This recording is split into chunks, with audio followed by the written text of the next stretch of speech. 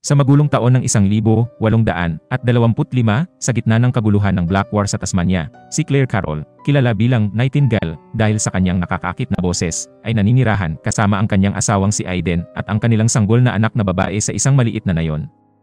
Isang araw, dumating ang mga pinuno ng militar sa kanilang bayan, at si Claire, sa isang desperadong pagkakataon, ay umawit sa harap nila. Si Claire ay nahatulan ng isang krimen, at sa pamamagitan ng pag-awit para sa mga sundalo, umaasa siyang makakakuha ng kanyang mga papeles ng paglaya. Ang kanyang nakakahumaling na pagtatanghal ay bumighani kay Teniente Hawkins, ngunit ang kanyang paghanga ay agad na nagbago sa isang masamang balak. Sinubukan niyang samantalahin ang kanyang kahinaan sa pagsasabing maganda sana na makatanggap ng pasasalamat para sa lahat ng kanyang ginawa para sa kanya. Nang siya ay tanggihan, kinuha niya ang babae ng puwersahan. Itinago ni Claire ang traumatiko na pangyayaring ito sa kanyang asawa. Nang malaman ni Aiden na hindi napirmahan ang mga papeles ng paglaya, nagpasya siyang harapin si Teniente Hawkins. Kinabukasan ng umaga, nababahala si Claire habang pinapanood ang kanyang asawa at ang tenyente na mag-usap. Pagkaraan ng kaunting sandali, bumalik si Aiden na nagpapahiwatig na walang magandang nangyari. Kinagabihan, dahil sa kalasingan nagpasya si Aiden na harapin si Hawkins sa isang inuman at nagdulot ng kaguluhan. Nasaksihan ng commander na si Goodwin ang lahat, ipinatawag si Hawkins sa kanyang opisina at sinermonan siya sa nangyari. Sinabi sa kanya ng commander na dahil sa kanyang mga aksyon ay nawala na ang kanyang pagkakataon na umangat bilang kapitan. Sa labis na sama ng loob, nagpasya ang sundalo na bisitahin ang pamilya ng babae, sinisisi sila sa pagkawala ng kanyang pagkakataong maging kapitan. Isinama niya si Sargento Roos at Ensign Jago, at pinasok nila ang bahay ng pamilya. Agad na hinawakan ng dalawang sundalo si Aiden, at upang pahirapan siya, ginamit ni Hawkins si Claire ng sapilitan sa harap niya, pagkatapos ay pinatay siya sa harap ng kanyang asawa, at ipinasa kay Roos ang babae. Hindi naman matigil sa kakaiyak ang sanggol, kung kaya't inutusan ni Hawkins si Jago na gumawa ng paraan. Kasunod nito, inihampas ni Jago ang bata sa pader, na ikinamatay nito. Napagtanto naman nila na nakagawa sila ng malubhang mga krimen, ngunit inutusan pa rin ni Hawkins si Jago na patahimikin si Claire, ngunit hindi siya magawang barilin ng sundalo at hinampas na lang siya ng kanyang baril. Nagising ang kawawang babae, at nasaksihan ang malamig ng mga katawan ng kanyang asawa at anak. Agad naman siyang pumunta sa opisina ng komandante dala ang kanyang sanggol, umaasang makakamit ang hustisya. Sa kasamaang palad, ayaw maniwala ng komandante dahil siya ay isang bilanggo, ngunit sinabing mag-uulat siya tungkol dito, nakatumbas ng hindi paggawa ng anuman. Matapos malaman na pumunta si Hawkins sa Hilaga dahil tumanggap ito ng bagong posisyon, hiniling niya sa kanyang mga kaibigan na ilibing ang kanyang pamilya, agad na umalis upang hanapin siya. Iminungkahi naman ng isa niyang kaibigan na kumuha siya ng gabay upang hindi maligaw sa kagubatan. Nakilala niya ang isang lalaki na nagngangalang Billy na siyang gagabay sa kanya sa kagubatan. Natutunan din niya mula kay Billy na kinuha rin ni Hawkins ang kanyang tiyuhin bilang gabay sa kanilang paglalakbay. Nagsimula silang dalawa sa paglalakbay at sinundan ang landas ng grupo ni Hawkins. Kinagabihan, pinag-usapan ng mga sundalo ang nangyari, at nag-alala si Ensign Jago na maaaring bitayin sila dahil sa kanilang nagawa. Ngunit sinisi naman ng tenyente ang pamilya ni Claire para sa lahat ng nangyari. Samantala, huminto rin sina Claire at Billy para makapagpahinga. Pagkapikit ng mata ni Claire, naririnig niya ang iyak ng kanyang anak at pinahirapan siya ng mga bangungot buong gabi. Kinabukasan ng umaga, bigla na lamang umulan, ngunit nagpatuloy ang dalawa sa daan. Samantala, natagpuan ni Sargento Roos ang isang babae na may kasamang maliit na bata sa kagubatan.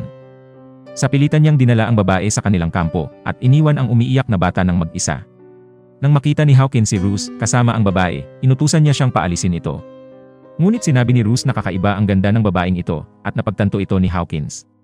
Kaya ipinagutos niyang itali ang babae sa karwahe.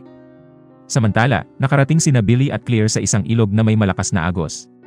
Kung makakatawid sila sa kabila, maaari nilang maabutan ang grupo ni Hawkins ng araw ding iyon.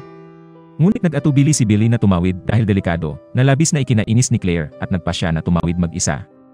Matapang na ginabayan ni Claire ang kabayo sa tubig, ngunit tinangay siya ng malakas na agos. Nagawa naman ni Billy na dalhin ang kabayo sa pampang at makalabas, ngunit tinangay si Claire ng agos. Nang makita niyang tinatangay si Claire, nagmadali siyang tulungan ito. Pagkatapos mailigtas si Claire sa tubig, agad silang nagpatuloy sa paglalakbay. Sa kasamaang palad, nawala nila ang lahat ng kanilang mga suplay ng pagkain sa ilog. Pagod at gutom, huminto sila sa unang bahay na nakita nila upang magnakaw ng pagkain. Ngunit nakita sila ng may-ari, pinaputukan sila, at hinabol palayo. Pagsapit ng gabi, habang naghahanda si Claire na matulog, isang estranghero ang lumabas sa dilim na nagtatanong kung ano ang ginagawa niya doon ng mag-isa. Labis siyang natuwa na makahanap ng magandang babae sa gitna ng kagubatan na agad niyang tinawag ang kanyang mga kaibigan. Gayunpaman, lumitaw si Billy sa likuran niya at hinampas siya, at nagpasya sina Claire at Billy na umalis doon. Samantala, ginamit naman ni Hawkins ang bihag nilang babae habang naririnig ng iba ang kanyang mga iyak. Pagkatapos ay ipinasa niya ang babae kay Ruth at lumapit sa apoy at nakipag-usap sa batang si Eddie na kasama nila. Nawalan ng mga magulang si Eddie at sabik na tumulong sa hukbo sa anumang paraan upang mapakain ang sarili. Kinabukasan, nagising si Claire at nakita si Billy na gumagawa ng sibat. Plano niyang mangaso para may makain. Sa oras na ito, inatake ng isang grupo ng mga lalaki ang pangkat ni Hawkins. Pinatay nila ang isa sa kanila at sinibat si Jago sa binti. Dumating ang mga lalaki para sa bihag nilang babae, ngunit pinatay siya ng tenyente sa harap nila. Kinuha ng mga sundalo ang kailangan nila at tumakbo sa kagubatan. Sugatan at takot na takot, naligaw si Jago sa kagubatan. Samantala, sinabi ni Billy kay Claire na natagpuan niya ang bakas ng isa sa mga sundalo at siya ay sugatan dahil sa mga nakakalat na dugo. Hiniling ni Claire sa kanya na sundan nila ito. Nanghihina sa sobrang pagod, patuloy pa rin si Jago sa paglalakad at nakasalubong sina Billy at Claire. Nang mapagtanto na siya ang ina ng batang pinatay niya, sinubukan niyang tumakas. Ngunit inabutan siya ni Claire at binaril siya sa kabilang binti. Nakahandusay, nagmakaawa si Jago para sa kanyang buhay, sinasabi kay Claire na hindi niya sinadyang patayin ang kanyang anak at nais lamang niya itong manahimik. Ngunit hindi nakinig si Claire at nagpatuloy sa pagbabala ng baril. Subalit hindi pumutok ang baril, kaya pinalo na lamang niya ito. Itinulak siya ni Jago at naglabas ng kutsilyo, ngunit nagawa ni Claire na agawin ito at sinaksak siya ng maraming beses. Hindi pa nasiyahan, hinampas pa niya ito ng baril hanggang sa mamatay.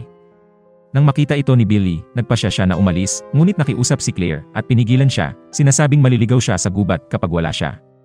Matapos mapagtanto na hindi talaga hinahanap ni Claire ang kanyang asawa, at naalala ang sinabi niya tungkol sa wala na siyang anak, pumayag si Billy na patuloy siyang gabayan.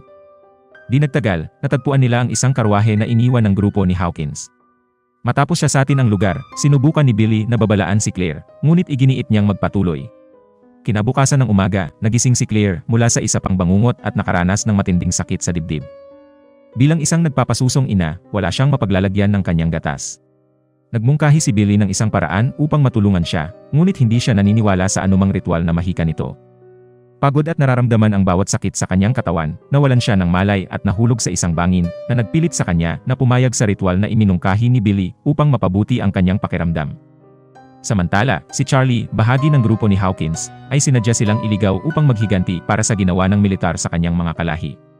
Ang tenyente ay handang mag-alok ng anumang kapalit upang makalabas sa tamang direksyon, ngunit tumanggi si Charlie. Walang pag-aalinlangan, binaril ni Sargento Roos si Charlie, na ikinagalit ng tenyente dahil pinatay ni Roos ang tanging taong makakatulong sa kanila na makalabas ng kagubatan. Nang gabing iyon, hayagang kinutya ni Hawkins si Roos, ibinigay ang baril sa batang si Eddie, at ginawa siyang sargento. Ngayon, 4 na lang sila, paubos na ang mga supply, at hindi pa rin nila alam ang daan patungo sa bayan. Samantala, natagpuan ni Billy at Claire ang katawan ni Charlie.